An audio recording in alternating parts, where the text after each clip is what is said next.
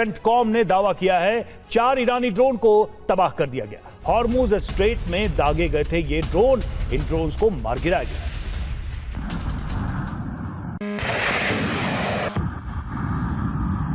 और ईरान में 2 जगह अमेरिका के बड़े हमले। केश्म गोरूक द्वीप पर अमेरिका ने अटैक किया। ईरान के रडार साइट्स हमले में तबाह हुए। सेंटकॉम ने बड़े हमले का दावा किया।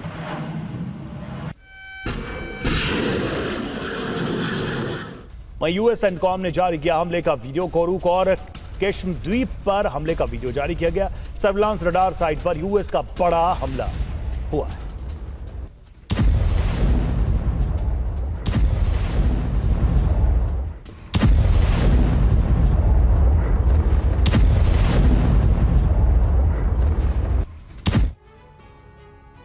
तो शांति काल में अमेरिका ईरान में अशांति। ईरान के केश्म गोरूक द्वीप पर अमेरिका का अटैक। हॉर्मुज में 4 ईरानी ड्रोन लॉन्च किए जाने के बाद यूएस का एक्शन।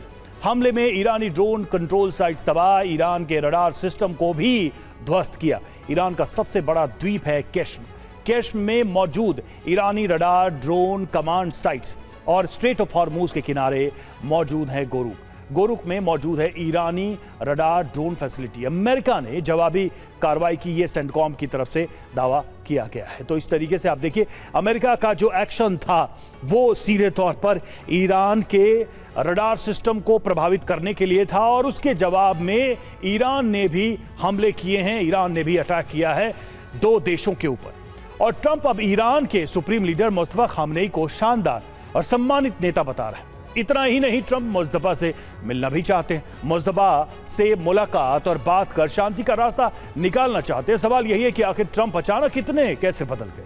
कल तक ईरान के जिस सुप्रीम लीडर का वो नाम तक नहीं सुनना पसंद करते थे, वहीं अब ट्रंप को अच्छे क्यों लगने लगे? इसके पीछे का रहस्य क्या है? इस रिपोर्ट में हम आपको यही दिखाने और बताने जा रहे हैं। ईरानी मिसाइल नेटवर्क पर ट्रंप का दावा आया है। ईरान के पास 21% मिसाइलें बची हैं, ये ट्रंप ने दावा किया है। ईरान को समझौता करना ही होगा, ट्रंप ने कहा। ईरान के पास कोई विकल्प नहीं है, हमें ईरान के मिसाइल ठिकानों की सटीक जानकारी। तो डील पर नहीं बनी बात, ट्रंप को याद आई वियतनाम जंग। ट्रंप ने क्या कहा ये आपको बताते हैं। डील को लेकर बहुत तेजी से आगे बढ़ रहे हैं। ईरान जंग के अभी सिर्फ 3 महीने हुए हैं, ये भी ट्रंप ने कहा। यूएस वियतनाम जंग 19 साल चली थी, ये तुलना भी वो करते नजर आ रहे हैं। अभी तक ईरान से कोई डील नहीं हुई। ट्रंप के बयान के अर्थ क्या है, इसके मायने क्या है? युद्ध जल्दी खत्म होने के आसार नहीं है। ईरान अभी झुकने को तैयार नहीं है। निकट भविष्य में डील के आसार नहीं है। हॉर्मुज स्ट्रेट में अभी तनाव जारी रहेगा। लेकिन सच यह है कि इस वक्त ईरान की पूरी हुकूमत मुस्तफा खामनेई के कंट्रोल में है। ईरान की सत्ता वैसे ही चल रही है जैसे मुस्तफा चाहते थे। बिना मुस्तफा की मंजूरी के कोई भी समझौता होने से रहा। मुस्तफा अमेरिका से बातचीत और डील के खिलाफ हैं। उन पर ट्रंप की धमकियों का कोई असर नहीं पड़ रहा है। यही वजह है कि अब ट्रंप ने नरम रुख अपना लिया है ताकि मुस्तफा समझौते को मंजूरी दे दे। मुस्तफा की सेहत में सुधार हुआ, हुकूमत में वो फिर से सक्रिय हुए। ईरान में तेजी से शक्ति संतुलन बदला, मुस्तफा ने फिर से सत्ता पर नियंत्रण कर लिया तो ट्रंप की उम्मीदों को बड़ा झटका लग गया। अमेरिका और इजराइल जंग में पूरी तरह नाकाम रहे। अब जंग हारने के बाद ईरान में फूट डालने की कोशिश हो रही। अमेरिकी प्रशासन ईरान की जनता को बांटना चाहता है। उन्होंने कहा कि चाहे जंग हो या शांति, ईरान की जनता एकजुट रहे। इसी से अमेरिका के खिलाफ ईरान को जीत मिली।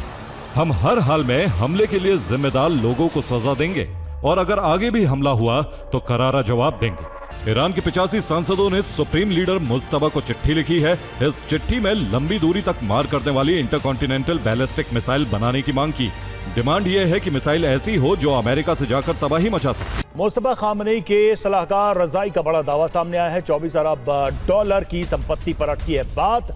24 अरब डॉलर की संपत्ति बहाल होने पर ही बात होगी। ट्रंप को इस डेडलॉक को तोड़ना होगा, रजाई ने कहा। अंतरिम समझौता होते ही 12 अरब डॉलर की संपत्ति जारी हो, बाद में 12 अरब डॉलर की राशि जारी की जाए। यूएस ईरान डील पर डेडलॉक, टीम मुस्तफा की नई धमकी। हॉर्मुज में नाकेबंदी नहीं हटी तो यूएस ठिकानों पर हमला करेंगे। हिंद महासागर, भूमध्य सागर, बाब अल मंदेब तक हमले संभव। यूएस ईरान वार्ता डेडलॉक में कोई पक्ष पीछे नहीं हट रहा।